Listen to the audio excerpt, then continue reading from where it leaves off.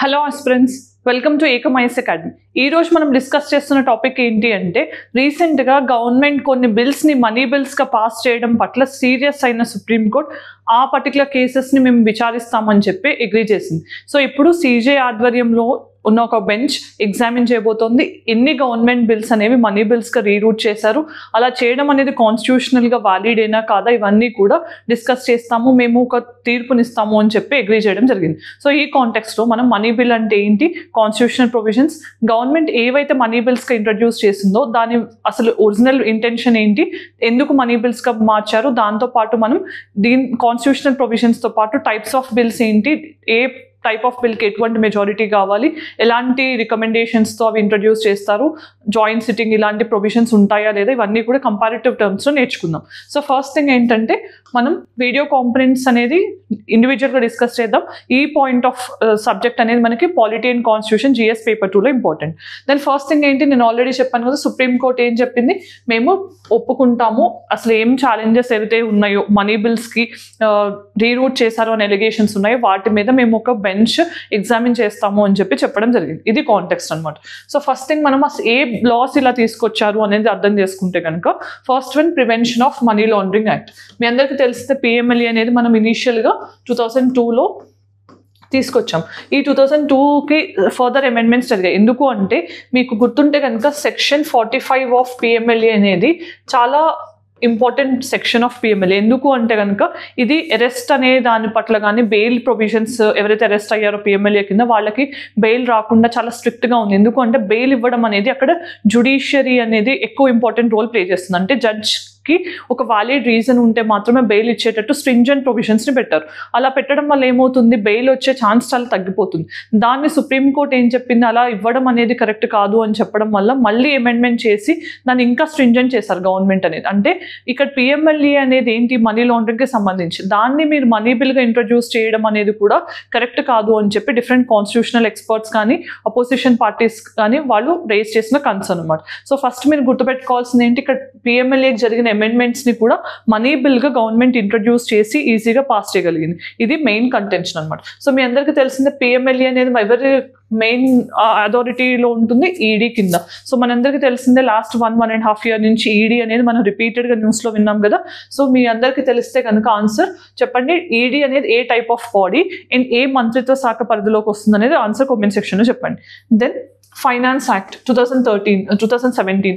ఈ యాక్ట్లో ఏం జరిగింది, ఫైనాన్స్ యాక్ట్లో మనకి ఇక్కడ మెయిన్గా ఇవి డిఫరెంట్ ట్రైబ్యునల్స్ రిలేటెడ్ అపాయింట్మెంట్స్ని కానీ వాటిని కొంచెం రీఫార్మ్ చేయడానికి కానీ ఈ బిల్ని తీసుకొచ్చారు. ట్రైబ్యునల్స్ అంటే మీకు తెలిసిందే కదా, స్పెషల్ కోర్ట్స్ అనమాట. సో వీటిని ఫర్ ఎగ్జాంపుల్ ఇక్కడ మెయిన్గా మనం రిఫర్ చేయాల్సిన ట్రైబ్యునల్స్ ఏంటి, NGT నేషనల్ గ్రీన్ ట్రైబ్యునల్ కానీ, సెంట్రల్ అడ్మినిస్ట్రేటివ్ ట్రైబ్యునల్ కానీ, ఇలాంటి వాటికి సంబంధించి రీఫార్మ్స్ కానీ అపాయింట్మెంట్స్ని కానీ కొంచెం ఇంకా వాటిని బెటర్గా పెర్ఫార్మ్ చేసే విధంగా మోడిఫికేషన్స్ చేయడానికి ఒక అమెండ్మెంట్స్ అనేది ఫైనాన్స్ యాక్ట్ ఆఫ్ 2017 నేమ్తో తీసుకొచ్చారు. ఇక్కడ మనం అర్థం చేసుకుంటే ట్రైబ్యునల్స్కి మనీ బిల్కి ఎటువంటి రిలేషన్ లేదు, కానీ గవర్నమెంట్ దీన్ని మనీ బిల్గా ఇంట్రడ్యూస్ చేసి పాస్ చేసింది. దీన్ని కూడా సుప్రీంకోర్టు ఎగ్జామిన్ చేయబోతోంది. దెన్ మనం అర్థం చేసుకోవాల్సిన ఆధార్ యాక్ట్. సో మీ అందరికీ తెలిసిందే, ఇది మోస్ట్ కాంట్రవర్షియల్ యాక్ట్. దీని తర్వాతనే మనకి ఆ టైంలో రైట్ టు ప్రైవసీ అనేది Puttaswamy versus union of India కేసులో సుప్రీంకోర్టు ఆర్టికల్ 21లో ఇన్హరెంట్గా ఉంటుంది అని చెప్పి చెప్పడం జరిగింది. సో ఫస్ట్ వన్ ఏంటంటే, ఇక్కడ ఆధార్ యాక్ట్కి సంబంధించి అప్పుడే కాన్స్టిట్యూషనల్గా దీన్ని ఛాలెంజ్ చేస్తే సుప్రీంకోర్టు ఏం చెప్పింది, ఇది ఆధార్ యాక్ట్ అనేది మనీ బిల్ అని మేము కూడా ఒప్పుకుంటున్నామని చెప్పింది. ఎందుకు అంటే, ఇక్కడ గవర్నమెంట్ స్టాండ్ ఏంటి, ఆధార్ యాక్ట్ని మనీ బిల్గా ఎందుకు చెప్పారు అంటే, ఏదైతే వెల్ఫేర్ మెషర్స్ మనం ఆధార్ లింక్ చేసుకోవాలని చెప్తున్నామో వాళ్ళందరికీ మేము DBT అంటే డైరెక్ట్ బెనిఫిట్ ట్రాన్స్ఫర్ ద్వారా ఎక్కడి నుంచి పే చేస్తున్నాం, కన్సాలిడేటెడ్ ఫండ్ ఆఫ్ ఇండియా నుంచి పే చేస్తున్నాం. So anything which you pay out of consolidated fund ఏమవుతుంది, మనీ బిల్ అవుతుందని చెప్పి గవర్నమెంట్ తన వాదనని సుప్రీంకోర్టు ముందు ఎక్స్ప్రెస్ చేయడం వల్ల సుప్రీంకోర్టు కూడా ఇది కరెక్టే అని చెప్పి దీన్ని మనీ బిల్గా అగ్రీ చేయడం జరిగింది. సో ఇక్కడ ఈ 3 ఇన్స్టెన్సెస్ కూడా మళ్ళీ సుప్రీంకోర్టు ఎగ్జామిన్ చేయబోతోంది. వీటిల్లో ఎన్ని మనీ బిల్స్, ఎన్ని కాదు, అసలు ఎందుకు మనీ బిల్స్ అనేది ఇలా ఇంట్రడ్యూస్ చేస్తున్నారు, సబ్వర్ట్ చేయడానికా కాదా, ఇవన్నీ కూడా సుప్రీంకోర్టు ఇప్పుడు ఎగ్జామిన్ చేయబోతుంది. ఇది కాంటెక్స్ట్ అనమాట. దెన్ మనం అసలు ఇక్కడ ఇప్పుడు ఈ ఛాలెంజ్ అనేది అంటే కాన్స్టిట్యూషనల్ ఛాలెంజ్ అనేది సుప్రీంకోర్టు ఏదైతే మనీ బిల్స్ విషయంలో తీసుకుందో దానివల్ల మనం అర్థం చేసుకోవాల్సింది ఏంటి, ఏవేమి క్వశ్చన్ అవుతాయి అని అంటే కనుక, ఫస్ట్ ఇవన్నీ అసలు మనీ బిల్సా కాదా, ఇప్పుడు మనం చూసాం కదా 3 కేటగిరీస్ ఆఫ్ బిల్స్, ఇవన్నీ మనీ బిల్స్ కాదా అనేది ఫస్ట్ క్వశ్చన్. తర్వాత సెకండ్ క్వశ్చన్, అసలు ఈ మనీ బిల్స్ అనే వాటిని ఎందుకు, అంటే ఒకవేళ కాకపోతే వీటిని మనీ బిల్స్గా ఎందుకు ఇంట్రడ్యూస్ చేశారు? జస్ట్ టు సబ్వర్ట్ అంటే ఏంటి, మనం బైపాస్ చేయడానికి, అంటే రాజ్యసభలో ఎప్పుడైతే గవర్నమెంట్ మెజారిటీ ఉన్నదో అప్పుడు దీన్ని బైపాస్ చేయడానికి మాత్రమే దీన్ని మనీ బిల్గా ఇంట్రడ్యూస్ చేశారా అనేది ఒక క్వశ్చన్ సుప్రీంకోర్టు చూస్తుంది. దాంతోపాటు అసలు మనీ బిల్స్ విషయంలో మనకు తెలిసింది ఏంటి, ఎవరు అథారిటీ ఫైనల్ అనుకుంటాం మనం, స్పీకర్స్ అథారిటీ కదా. మరి ఈ స్పీకర్ అథారిటీ అనేది నిజంగా ఫైనలా మనీ బిల్కి సంబంధించి, ఇది కూడా సుప్రీంకోర్టు ఎగ్జామిన్ చేయబోతుంది. సో ఈ 3 థింగ్స్ గురించి సుప్రీంకోర్టు ఫర్దర్గా ఇన్వెస్టిగేట్ చేసినప్పుడు వాళ్ళు, అంటే మనకి ఈ విషయంలో కేసు ఎగ్జామిన్ చేసినప్పుడు ఒక క్లారిటీ వస్తుంది. దెన్ మనం అసలు first what is money bill అనేది అర్థం చేసుకుందాం. సో మీ అందరికీ తెలిసింది మన ఇండియన్ కాన్స్టిట్యూషన్లో డిఫరెంట్ టైప్స్ ఆఫ్ బిల్స్ ఉన్నాయి. దాంట్లో ఒక particular category which is under article 110 class 1ని మనం మనీ బిల్ అని అంటాం. సో మనీ బిల్ అంటే ఏంటి? మనీ బిల్ అంటే టాక్సేషన్కి సంబంధించి, ఎక్స్పెండిచర్కి సంబంధించి, రెవెన్యూకి సంబంధించి, గవర్నమెంట్కి సంబంధించిన వీటికి సంబంధించినది ఏదైనా కూడా మనం మనీ బిల్ అంటాం. సో అండర్ ఆర్టికల్ 110 క్లాస్ 1 ఏమంటాం? సో ఏదైనా కానీ ట్యాక్స్ని మనం ఇంపోజ్ చేస్తున్నా, ఆల్టర్ చేస్తున్నా, మోడిఫై చేస్తున్నా కానీ మనీ బిల్ అంటాం. ఏదైనా money which is coming in and out of consolidated fund of India, contingency fund కానీ, any expenditure charged on consolidated fund కానీ, పబ్లిక్ అకౌంట్ కానీ, ఇలాంటివన్నీ కూడా మనం మనీ బిల్గా కేటగరైజ్ చేసాం. మరి ఇవి మీనింగ్ అనేది అర్థం చేసుకున్నాం. So anything which is related to 110 clause 1లో ఉన్న సెక్షన్స్కి సంబంధించి, ప్రొవిజన్స్కి సంబంధించి ఏదైనా కూడా మనీ బిల్ అవుతుంది. దెన్ కాన్స్టిట్యూషనల్ బేసిస్ ఏంటి? మీ అందరికీ తెలిసింది ఆర్టికల్ 110 క్లాస్ 1లో ఉంది. సో దీనికి ఒక కాన్స్టిట్యూషనల్ సెటప్ అనేది ఉంది. సో మనీ బిల్ విషయంలో ఎవరు సర్టిఫికేషన్ అథారిటీగా ఉంటారు? మనకి స్పీకర్ ఉంటారు. సో స్పీకర్ అనే వాళ్ళకి పవర్స్ ఉంటాయి, అది మనీ బిల్లా కాదా అని చెప్పడానికి. మరి ఇక్కడ స్పీకర్స్ డెసిషన్ అనేది ఫైనల్ అని మనం చూస్తుంటాం. కానీ సుప్రీంకోర్టు ఏం చెప్పింది, ఒకవేళ స్పీకర్స్ ఇంటెన్షన్ అనేది కరెక్ట్గా లేకపోతే, మెలఫైడ్ ఇంటెన్షన్తో దాన్ని మనీ బిల్గా డెసిగ్నేట్ చేస్తే కనుక అప్పుడు అది ఈవెన్ జ్యుడిషియల్ రివ్యూకి అతీతం కాదు అని కూడా చెప్పడం జరిగింది. దెన్ మనం అర్థం చేసుకోవాల్సింది ఏంటి, ఇక్కడ కాన్స్టిట్యూషనల్ బేసిస్ మనీ బిల్కి ఎలా ఉంది అని అంటే, మనకి ఎక్కువ ఎవరికి ఇచ్చారు? లోక్సభకి ఇచ్చారు రాదర్ దాన్ రాజ్యసభ. ఎందుకు అంటే మిగతా అన్ని బిల్స్ విషయంలో లోక్సభ రాజ్యసభకి సమాన అధికారాలు ఉన్నా కూడా లోక్సభకి ఇక్కడ ఇవ్వడం కనుక రీజన్ ఏంటి?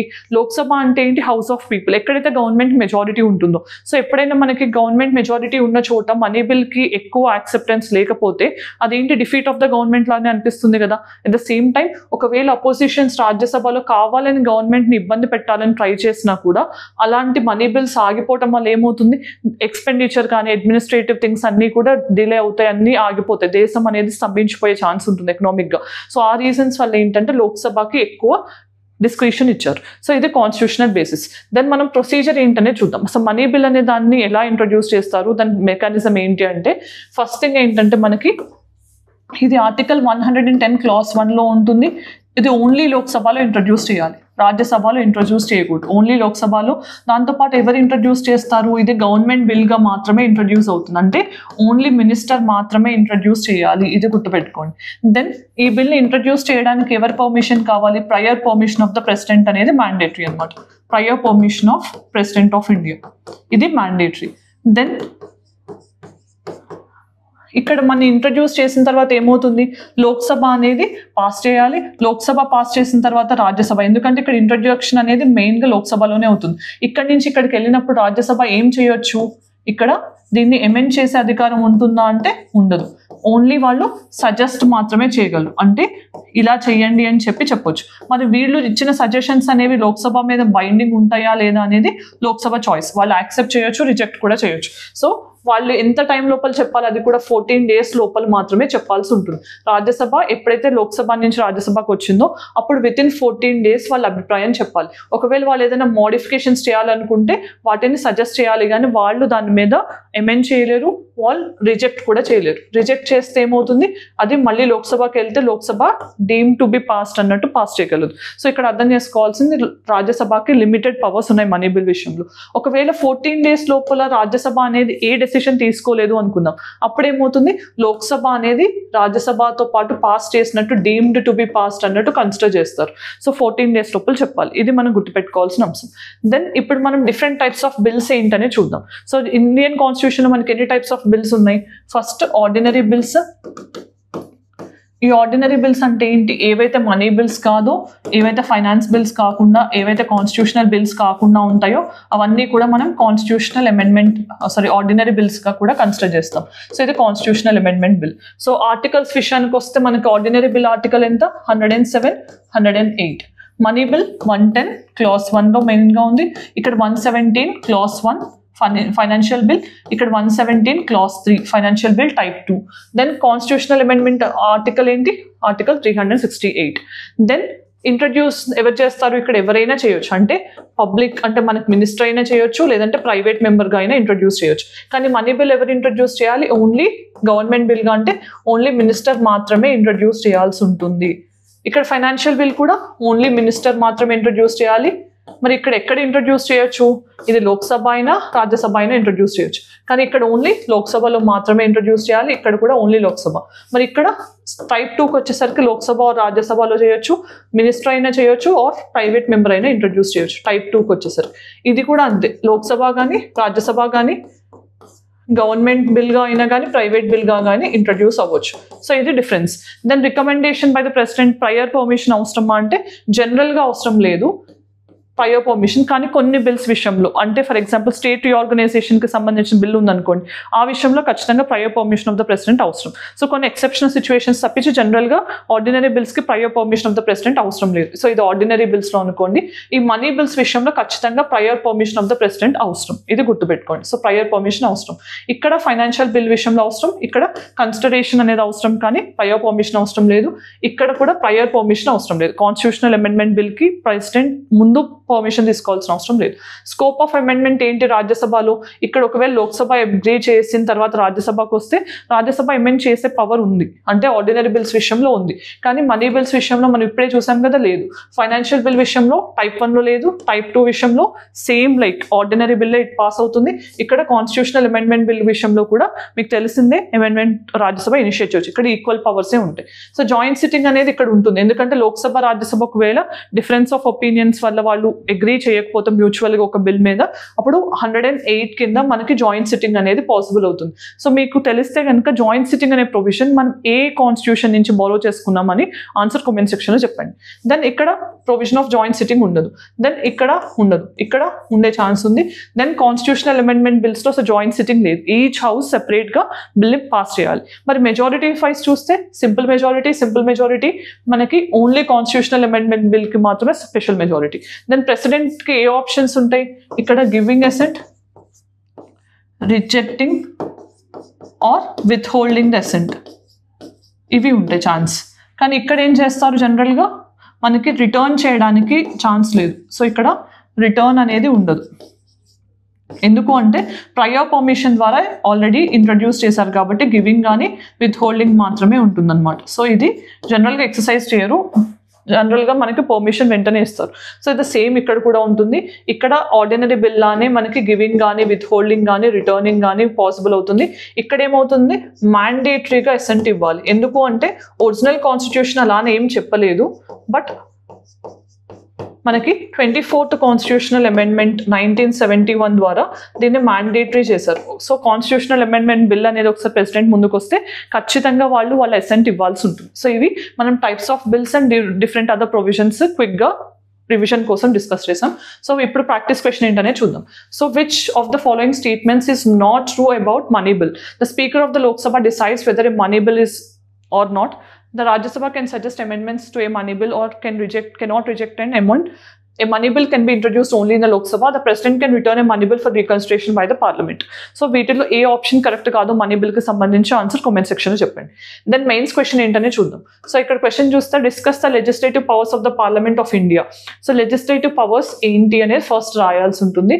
Then distribution of legislative powers between union and states. So మీకు తెలిసిందే మనకి 3 లిస్ట్ సిస్టమ్ అనేది 7th షెడ్యూల్లో ఉంది కదా. So union list, state list and concurrent list అనేది సో దీనికి సంబంధించి మీరు రాయాల్సి ఉంటుంది. సో అసలు ఆ ప్రొవిజన్స్ అనేవి ఎలా ఉన్నాయి, ఏ సిచ్యువేషన్స్లో యూనియన్ అనేది స్టేట్ లిస్ట్లో ఉన్న సబ్జెక్ట్స్లో కూడా లెజిస్లేట్ చేయగలదు, కన్కరెంట్ పవర్స్ ఎవరికి ఉన్నాయి, అలానే మనకి రెసిడ్యూరీ పవర్స్ కూడా ఉన్నాయి కదా. సో ఇవి మెన్షన్ చేసి అలానే legislative powers of the parliament అనేది మెన్షన్ చేస్తే 2 పార్ట్స్ని మీరు అడ్రస్ చేస్తే ఈ ఆన్సర్ కంప్లీట్ అవుతుంది. దెన్ మనం వీడియో ఎండింగ్కి వచ్చేసాం కదా. మనం ఈ వీడియోలో ఏం చూసాం చేస్తాం ప్రధానంగా అంటే ఈరోజు సుప్రీంకోర్టు మనీ బిల్స్ని అంటే నార్మల్గా ఆర్డినరీ బిల్స్ కానీ ఏవైతే ఛాలెంజబుల్గా ఉన్నాయో వాటిని మనీ బిల్స్గా గవర్నమెంట్ పాస్ చేయడం అనేది కాన్స్టిట్యూషనల్గా వ్యాలిడా కాదా అనేది మేము ఎగ్జామిన్ చేస్తామని చెప్పింది. ఆ కాంటెక్స్లో మనం రీసెంట్గా గవర్నమెంట్ ఏ బిల్స్ని మనీ బిల్స్గా ఇంట్రడ్యూస్ చేసి పాస్ చేసింది అనేది చూసాం. దాంతోపాటు ఇప్పుడు ఇలా సుప్రీంకోర్టు ఎగ్జామిన్ చేయడం వల్ల కలిగే లీగల్ ఇంప్లికేషన్స్ ఏంటి అనేది చూసాం. మనీ బిల్స్ అంటే ఏంటి, constitutional provisions along with procedure of passing money bill చూసాం. అలానే డిఫరెంట్ టైప్స్ ఆఫ్ బిల్స్ వాటికి సంబంధించిన మెజారిటీస్ కానీ ఎవరు ఇంట్రడ్యూస్ చేయొచ్చు, ఈ హౌస్లో చేయొచ్చు, దాంతోపాటు జాయింట్ సిట్టింగ్కి ప్రొవిజన్స్ ఉంటాయా లేవా అనేవి ఇండివిజువల్గా డిస్కస్ చేసాం along with practice question for prelims and mains. This is all with respect to this video.